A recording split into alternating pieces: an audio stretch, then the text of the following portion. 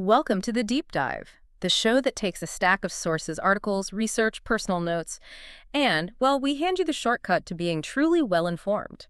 Today, we are diving deep into money, but we are absolutely skipping the spreadsheets. No algorithms. No algorithms, no predictions. Our source material, which is anchored really heavily in Morgan Housel's behavioral insights, it makes you realize something. That successful financial management is less about your mathematical IQ and far more about mastering human psychology. Not emotions. Your emotions and the stories we tell ourselves about wealth. So our mission today is pretty straightforward. We're going to try and dismantle this rigid assumption that finance is a purely quantitative field. Right. We want to reveal the surprising, kind of messy psychological drivers, things like luck, risk, control, and what enough really means. And that tension is exactly why this is so important. I mean, if financial success were just about math, then anyone with a calculator would be rich. But we know that's not true.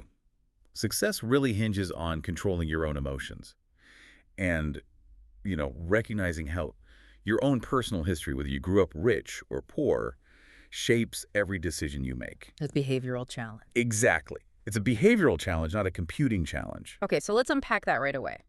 The first surprising idea from the sources is that no one's crazy when it comes to money. Right. And we all do it. We look at someone's choices, maybe buying a luxury car when they're deep in debt, and we judge it as completely irrational. We project our own world onto them. But the core idea here is that every decision someone makes with money, no matter how strange it looks from the outside, is rationalized by the information they have in that moment. And their own unique mental model of the world. Exactly. If you lived through the Great Depression, you're going to see debt very differently than someone who only experienced a boom market. That makes a lot of sense. Your model is just a product of your own economic fingerprint. Precisely. And, think about lottery tickets. They're often criticized as the worst possible investment, especially for lower-income people. Mathematically, it's terrible. We're taught to just scoff at it. Right. The expected return is, negative 50% or something? So What's the psychological take on this? Well, the sources explain that for someone who's really trapped, living paycheck to paycheck, that ticket isn't an investment in a return. It's an investment in hope. It's an investment in hope. A single, tangible shot at changing everything. So while the math is terrible, the emotional return on that dollar, the dream it buys you, it makes sense when you see it through a lens of socioeconomic necessity. It's a really powerful shift in perspective, and it also brings up that cultural context we read about, where what's rational in one place is just baffling in another. Like the Chinese worker whose nephew thought factory work was way better than his aunt's tough life in the countryside. To the nephew, the factory is progress. It's stability. But to an outsider, it might look like a really grueling, low-paying job. It just shows that we all think we know how the world works, but we've only ever seen a tiny sliver of it. Your normal is just an accident of birth. So judging other people's choices is really just a failure to understand the reality. Okay, so this is where it gets really interesting for me. Moving from our personal stories to just the randomness of it all. Luck and risk. How much of success is skill and how much is just pure chance? We have to look at the often uncomfortable role of luck and risk. And the sources drive this point home with this profound contrast between the lives of Bill Gates and his friend Ken Evans. Right. Gates was obviously brilliant, yes. But a huge moment for him was getting access to an incredibly rare computer at his school in Seattle. Thanks to a forward-thinking teacher. Bill Google, yeah. That was just exceptional 1 in a million luck. And then there's Ken Evans, who was by all accounts Gates' equal, just as gifted. But he died in a mountaineering accident before he ever got a chance to realize his potential. So doesn't focusing on luck kind of let successful people off the hook for all their hard work? Or let people excuse bad choices as just bad luck? That's the tension, right? Yeah. The takeaway is that outcomes are rarely as clean as they look. Success can make you over-attribute everything to skill, and failure can make you blame everything on luck. You ignore the tailwinds or the headwinds. Exactly. But acknowledging luck's role gives you humility when you succeed, and this is crucial, it gives you self-compassion when you fail. You can't plan for the mountaineering accident, but you can plan for the consequences of random risk. And that leads perfectly into compounding, which everyone thinks of as this mathematical trick. But it's not. It's a behavioral challenge. We saw that lesson from the Ice Ages. Tiny changes, compounded over huge amounts of time, lead to these monumental results. The real secret to compounding isn't finding the absolute highest rate of return. It's maximizing the duration. Longevity is so much more important than short-term genius because compounding just needs time to work its magic without being interrupted. Let's make that concrete. Warren Buffett. The man's a legend. His net worth is over $84 billion. Okay. But almost all of it, an insane $84.2 billion, was built after his 50th birthday. The key is that he started young and he just survived for decades. He never got wiped out. He never panicked in a crash. He's a good investor, but he's a phenomenal long-term investor. And the sources contrast this so well with Jim Simons, Who is mathematically a far superior investor. His fund has returned 66% annually since 1988. I mean, that's just way better than Buffett's average, but his net worth is significantly lower. Because he started seriously investing later in life. The point isn't that Simons is somehow less smart. It's that time is the real multiplier. The number of years you compound just crushes the rate of return over the long haul. So it's the behavior of not panicking. Not panicking and not needing the money for as long as possible. That's what builds the real wealth. So if longevity is key, what does that mean for our ambition? When does chasing more actually start to hurt you? This is where we get to the idea of enough. Right, and the sources suggest the goal isn't just endless accumulation. It's about understanding what enough really means to you. And this is where we have to confront the danger of just an insatiable desire. We have these cautionary tales of incredibly successful men who had more than they could ever spend, but they just couldn't stop. You're talking about Rajat Gupta. He was the CEO of a huge global consulting firm on the board of Goldman Sachs. I mean, he had immense wealth. And status. And status. Yet he chased becoming a billionaire through illegal insider trading. It led to his total downfall. Prison.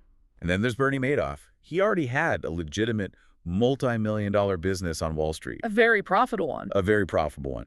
But he risked all of it and destroyed thousands of lives with a massive Ponzi scheme. So their downfall wasn't a lack of financial knowledge. Not at all. It was a psychological failure. They had no recognition of enough. They were driven by ego, by social comparison, always needing to be more successful than the next guy.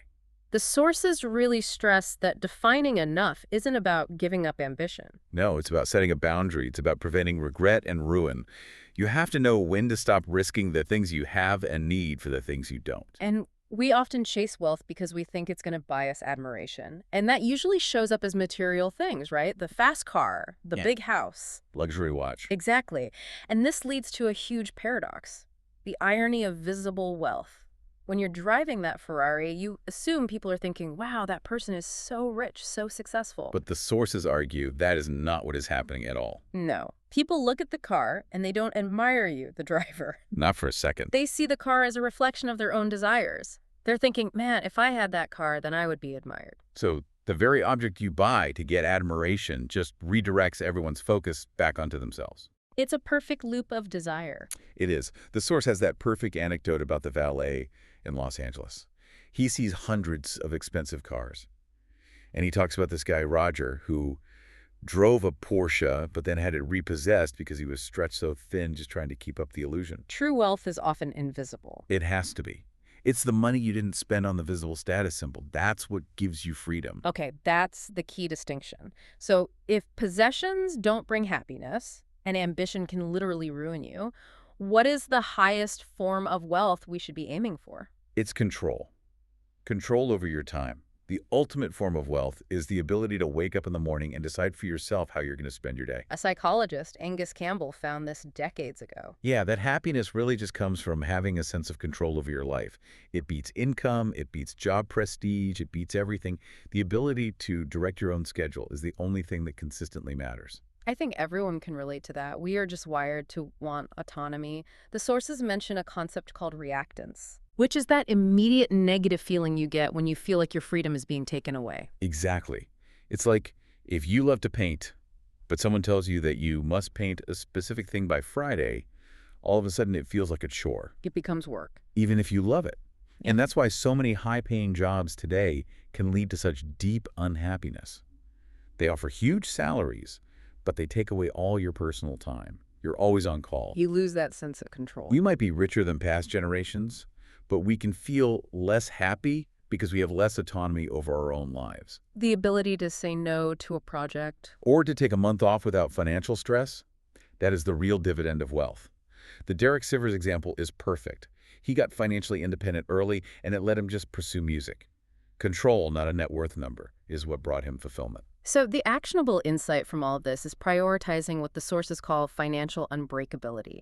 If control is the goal, your strategy has to be about resilience. Absolutely. Setting aside a big cash reserve, boring money you never touch isn't passive. It's an active strategy for control. It's a safety net. A powerful one. It lets you absorb shocks, but more than that, it lets you seize rare opportunities.